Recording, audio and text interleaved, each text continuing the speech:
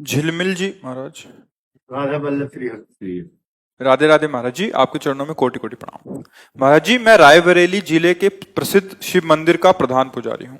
लोगों से सुना है कि शिव मंदिर का पुजारी अगले जन्म में कुत्ते की योनि में जाता है। जब से मैं आपको हाँ, प्रतिदिन सुनता हूँ। नहीं, उसका विषय लोगों से नहीं, वाल्मीकि रामायण में लिखा हुआ है कि एक बार जो है एक ब्राह्मण देवता बड़े तपस्वी, वाल्मीकि रामायण में हमने स्वयं स्वाध्याय में पढ़ा था बहुत वर्ष पहले, तो वो भिक्षा मांगने गए तो उनको भिक्षा में कुछ नहीं मिला, तो गुस्सा में आ रहे थे तो डंडा हाथ में था, एक कुत्ता पड़ा था, उसकी खोपड़ी में 2-4 डंडे जमा दिए। कुत्ते ने भगवान के दरबार में जाकर के कहा, प्रभु मेरी क्या गलती थी, मैं तो श्वान हूं, मार्ग में ही तो पड़ा रहूंगा ना। इन ब्राह्मण देवता ने बिना किसी कारण के मुझे 4-5 डंडे मारे, देखो मेरी खोपड़ी में। भगवान तो सब जीवों की भाषा जानते हैं ना, तो भगवान ने कहा मेरे दरबार में ब्राह्मणों को दंड नहीं दिया जाता, आप ही निश्चय करो कि इनको क्या दंड दें। तो उनका प्रभु यहाँ का जो बहुत श्रेष्ठ कलिंजर पर्वत है उसमें जो आश्रम है उसका इनको महंत बना दीजिए। बोले तुम तो दंड दे रहे हो या वरदान दे रहे हो? बोले प्रभु मैं पूर्व में महंत ही था, इसीलिए मैं आपको कह रहा हूं कि जब महंत बनेंगे ना और मनमानी आचरण करेंगे और भगवत अर्पित बिना किए जो भगवान के लिए आता है वो खाएंगे तो कुत्ता बनेंगे, तो हमारे जैसा इनको भी पता चलेगा कि श्वान योनि में कितना कष्ट होता है। इसका रहस्य आप समझ पाए? इसका रहस्य ये है कि जो भगवान के अर्पित करने के लिए आता है, वो आप शिव मंदिर की केवल बात नहीं है, किसी भी मंदिर की बात है। ब्रज के भक्तों में चरित्र आता है। एक दिन एक विरक्त संत जो गुफा में भजन करते थे, क्योंकि जैसे गिरिराज जी है, नंदगांव है, बरसाना, यहाँ पर्वत हैं तो यहाँ गुफाएं भी हैं, संत जन एकांतिक भजन, तो वो भिक्षा मांग के आ रहे थे, पीछे से आवाज है, बाबा सुन, अगर मुझे थोड़ा टुकड़ा दे दे तो मेरी प्रेत योनि से मुक्ति हो जाए। तो ऐसे मुड़ के देखा तो कोई नहीं दिखाई दिया, एक कुत्ता दिखाई दिया, तो उन्होंने लगा शायद ऐसे कानू। फिर अब बाबा सुनो ना आए, तो फिर मुड़ के देखा कौन हो तुम? तब बोले कि जो मैं कुत्ता रूप दिखाई दे रहा हूं मैं नंदालय का पुजारी हूं।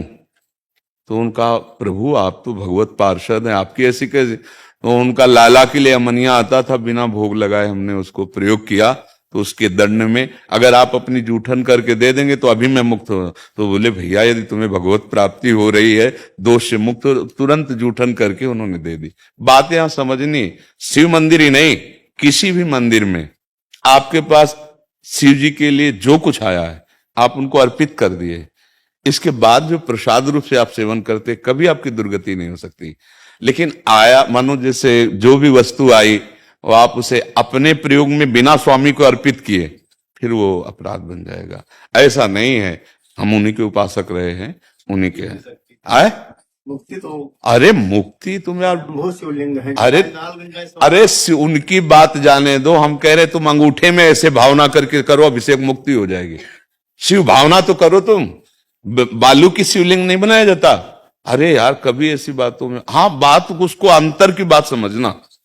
अगर भगवत अर्पित करने के लिए मानो हम कह रहे हैं किसी ने अमुक अमुक सामग्री दी जो भगवान के सामने अर्पित कर दी, और इसके बाद जो हम प्रसाद रूप से सेवन कर रहे हैं, फिर उससे कहीं कोई ऐसी, हाँ अब हम भगवान के लिए आया, पे चढ़ा हुआ नहीं खाना चाहिए।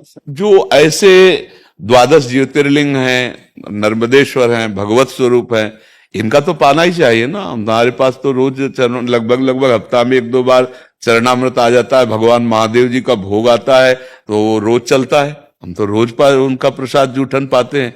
ऐसे नहीं, जो मतलब उस विधान को समझ, और ये अगर हम कहीं भी भगवत भावना करके उनका पाते तो दुर्गति हो सकती है क्या? कौन सा सिद्धांत है?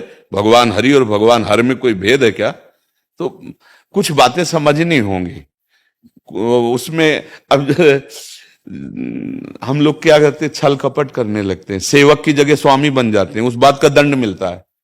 नहीं तो भगवान की सेवा करने वाले की दुर्गति हो सकती है। आप शिव पुराण की आपको कथा सुना रहे हैं।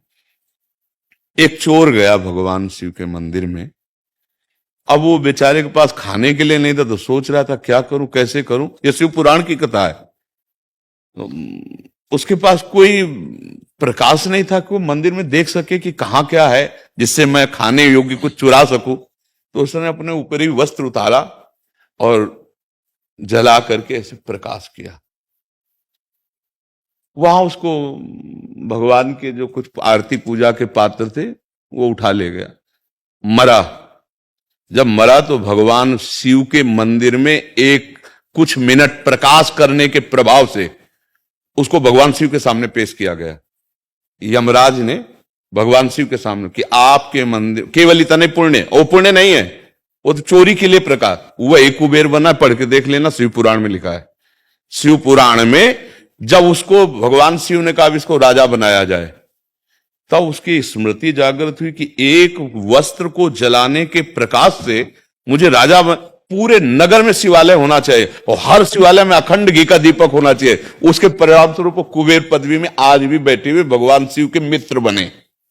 यार, भगवान शंकर जैसा उदार दाता और उसकी सेवा करने वाला नरक को प्राप्त हो कुत्ता बने। कहाँ की बातें पढ़ ली, किससे सुन ली?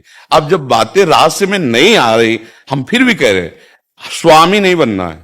स्वामी के लिए जो वस्तु है एक बार सामने उनको अर्पित करो और इसके बाद प्रसादे सर्व दुखा नाम हानि रस्सी उपजाते। अरे यार, कैसी बात! मतलब यही समझना होने पर फिर तो जितने शिव मंदिर है, जितने शिव पूजा करने वाले, फिर तो हमारी तो शिव पूजा से ही उन्नति हुई है। हम शिव पूजा से ही आज जो कुछ प्राप्त कर पाए हैं, तो हम कैसे बात मान लेते यार? आज भी हम उनका चरणामृत लेते हैं। और शिव जैसा हरि भक्त कौन और हरि जैसा शिव भक्त कौन? शिव जैसा हरि भक्त कौन? हनुमान जी बने राम जी के चरण है। देखो, गंगा धारण किए हुए तो श्री कृष्ण का चरणामृत तो है ना, और भगवान हरि रामेश्वर की स्थापना कर रहे हैं और वो कह रहे हमारे गुरु है, ये हमारे इष्ट है। इसलिए भाई, व्यर्थ की कल्पनात्मक बातों में नहीं जाना चाहिए। जो शास्त्र में लिखा है उसका कुछ रहस्य होता है, वो बिना भजन के नहीं समझ में आता है। शास्त्र तिजोरी है और जहां तिजोरी होती है वहां भूल भुलैया के कई मार्ग रखे जाते हैं कि वहां तक असली आदमी पहुंच पावे, नकली ना पहुंच पावे।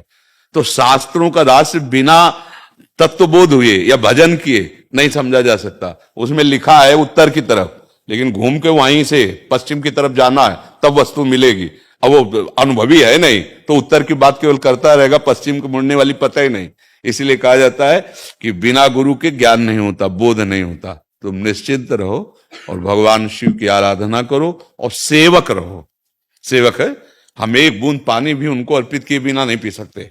बस तुम्हारी जय हो जाएगी, कोई पराजय नहीं कर सकता।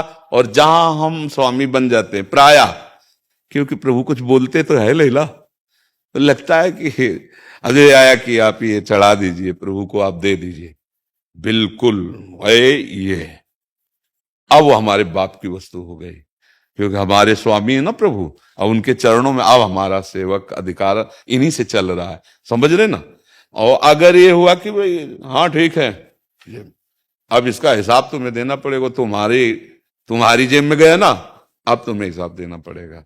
ऐसे ही हर एक वस्तु, बस ये सावधानी हट गई तो गिर जाओगे, नहीं किसी की ताकत नहीं कि गिरा दे।